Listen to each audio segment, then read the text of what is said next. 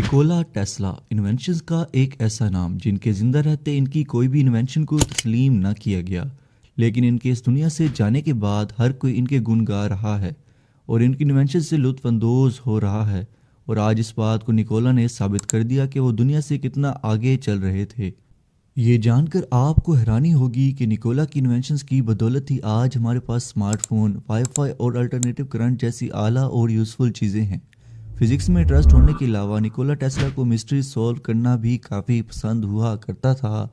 इनमें से एक मिस्ट्री इजिप्ट की ये 3 पिरामिड्स हैं जो कि आसमान के इन 3 स्टार्स के साथ अलाइंड हैं। साइंटिस्ट सारी उम्र इस सवाल के जवाब की तलाश में थे कि आखिर इन पिरामिड्स को 4500 साल पहले मॉडर्न टेक्नोलॉजी के बगैर बनाया गया तो कैसे, और इतनी मजबूती से कि 4500 साल होने को हैं और ये जैसे थे वैसे ही मौजूद हैं।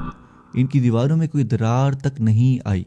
और अगर निकोला टेस्ला की रिसर्च पर गौर किया जाए तो इनके मुताबिक हमें ये पता चलता है कि ये पिरामिड्स एनर्जी को ट्रांसफ़र करने के इस्तेमाल किए जाते थे। तो अब सवाल ये पैदा होता है, आखिर कैसे?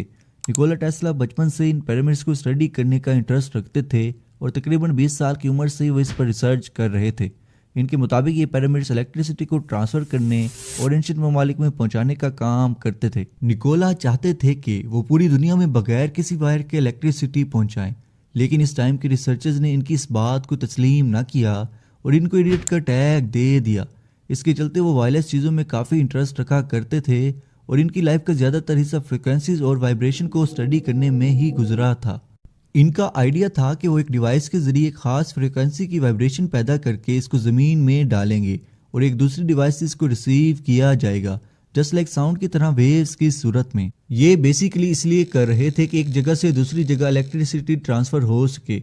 और फिर करना कुछ ऐसा हुआ कि इन्होंने एक डिवाइस बनाई जो कि पॉकेट के साइज़ की थी। जब वो इस डिवाइस को टेस्ट करने लगे तो इससे अर्थक्वेक के झटके लगे जो कि इनके हमसायों ने भी सुने और वो घर से बाहर निकल आए।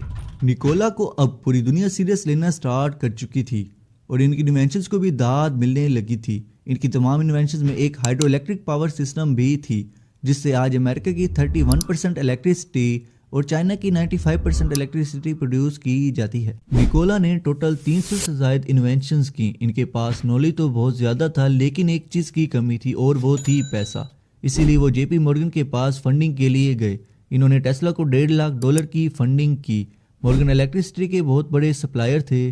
जब इन्होंने देखा कि टेस्ला वायरलेस करंट ट्रांसफ़र करना चाह रहे हैं जिसकी वजह से इनके वायर के कारोबार को काफ़ी नुकसान आ सकता था, तो इन्होंने मज़ीद इन्वेस्टमेंट करने से मना कर दिया और इसी ख्वाब के साथ वो इस दुनिया को छोड़कर चले गए। इनके जाने के बाद इनकी तमाम प्रॉपर्टी पर गवर्नमेंट काबिज रही और आज तक इनकी इस फाइल को पब्लिक नहीं किया गया जिसमें वायरलेस तरीके से इलेक्ट्रिसिटी ट्रांसफ़र करने का फार्मूला था। और आज तक दुनिया इस बात पर कंफ्यूज है कि क्या वाकई में निकोला ने वो सीक्रेट फार्मूला ढूंढ लिया था? क्या वो अर्थ की तमाम वाइब्रेशंस को जान चुके थे? ये सवाल आज तक सवाल ही बना रहा। लेकिन इनकी कई इन्वेंशंस आज भी हमारे लिए काफ़ी ज़्यादा हेल्पफुल हैं जो आज भी हम इंसानों को फैसिलिटेट कर रही हैं।